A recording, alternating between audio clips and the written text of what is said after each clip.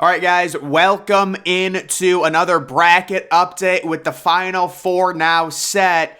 I'm going to go over all of the Elite Eight games, talk about the Final Four, but first, guys, let's take a look at my official bracket, tapping out in the 86th percentile. Now, unfortunately, the only Final Four team I correctly picked was UConn, and I did not have UConn going to the national title. I had Houston beating UConn, so my bracket is completely done.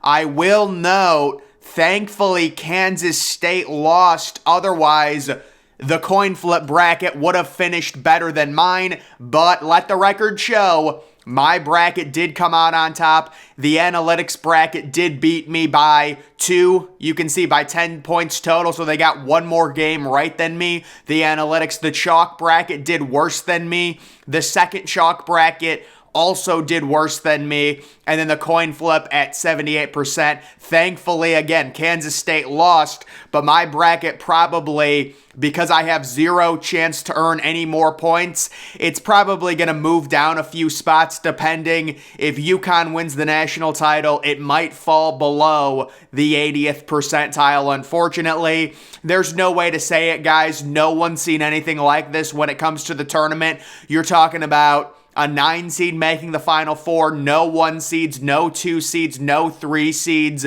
This is completely shocking, and I blame the pandemic for it. I don't know what to say, but guys, I do have 3 brackets in my arsenal that could potentially finish as high as the 99th percentile. You've got the 86th percentile, but with UConn winning the national title, I think this bracket would move to the 99th percentile. You have the 97th percentile with UConn. That one could move to the 100th percentile, and then you have the 93rd percentile with UConn as well winning. So I need UConn to win the national title. If they don't, I'm screwed when it comes to all these brackets.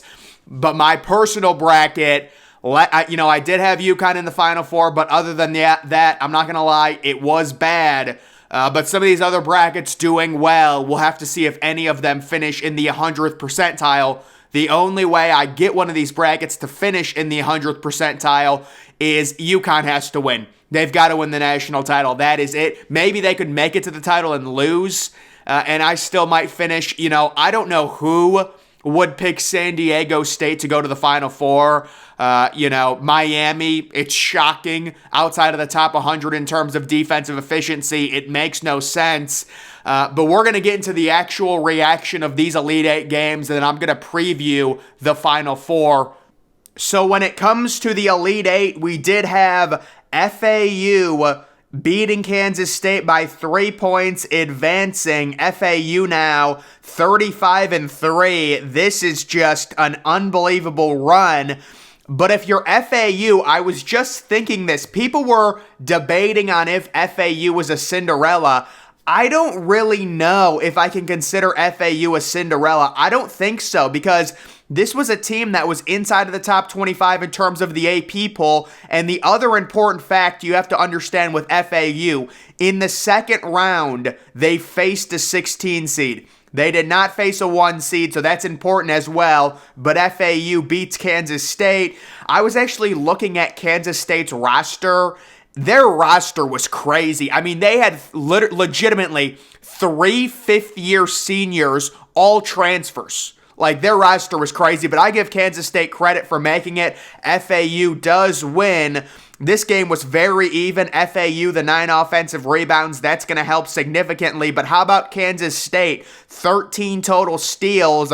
And the free throw shooting, 82%, that's going to help. Even though Kansas State was 10 of 22 from 3, FAU is Final Four bound. Next, we had UConn destroying Gonzaga. I think we pretty much all expected this. This was a total trouncing. Even though UConn shot 42% from the field, Gonzaga is just too bad in terms of their overall defense. They had 1 block and 2 steals. They're just not generating any turnovers.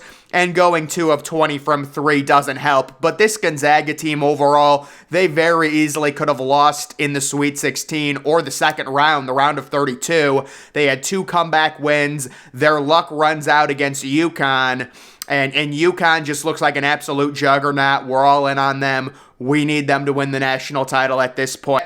They have moved into the number one spot analytically according to a lot of different overall metrics after Alabama lost and got downgraded, and then Houston lost. So this UConn team looking like the heavy favorite, or I shouldn't say heavy favorite, but right now looking like the favorite to win the national championship.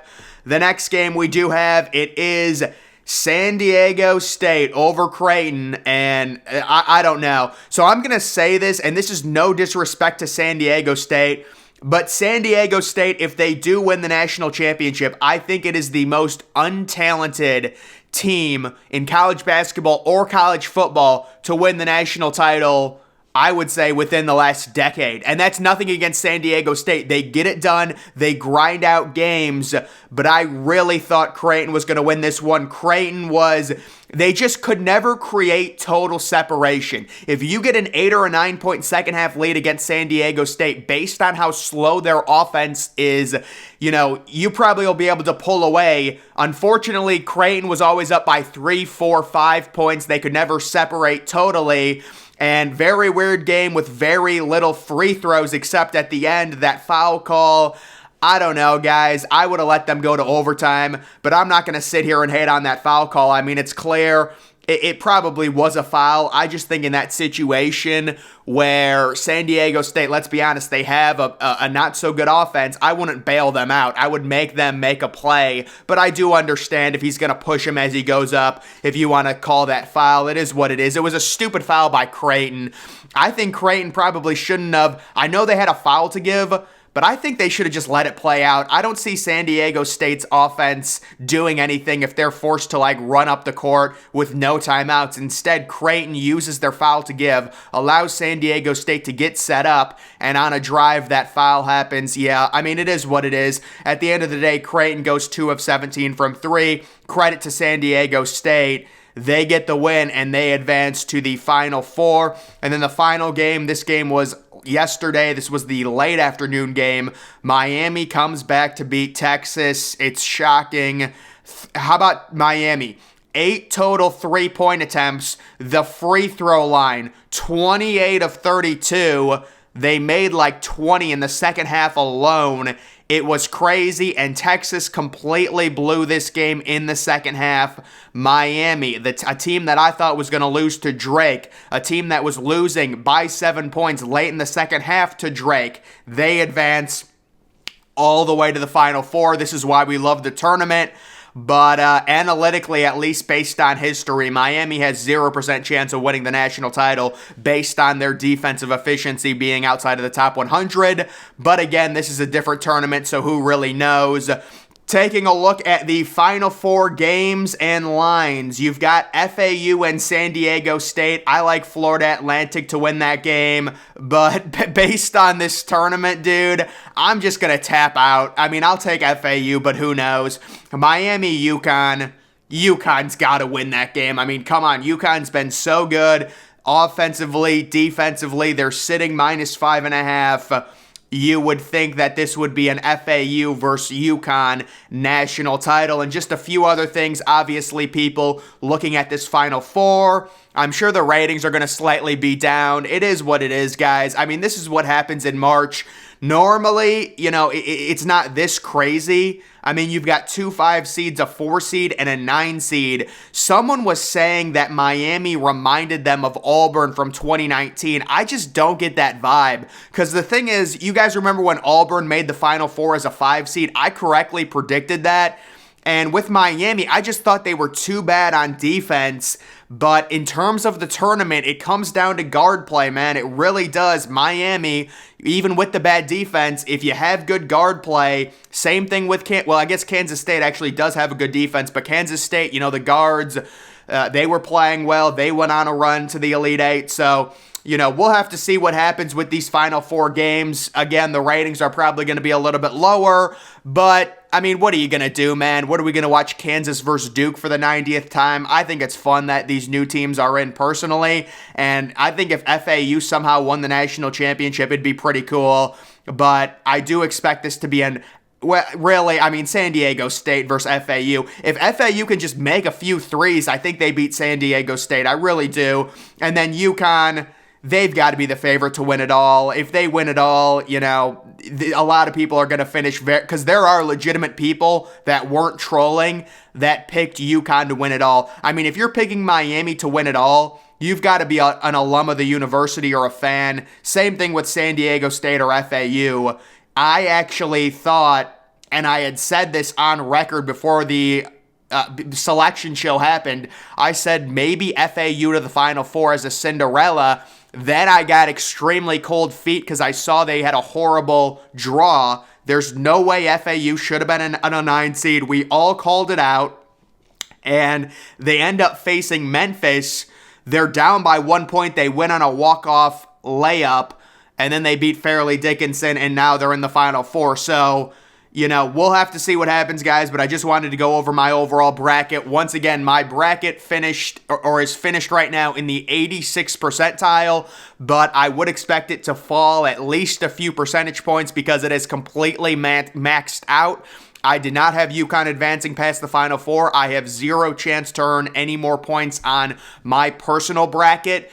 As for the other brackets, there are still 3 brackets in my pool of 25 that I did that are alive. I'm not going to count those brackets towards my resume. It's more so just entertainment to see if I can get a bracket into the 100th percentile. But my bracket is probably going to finish around the 80th percentile or so.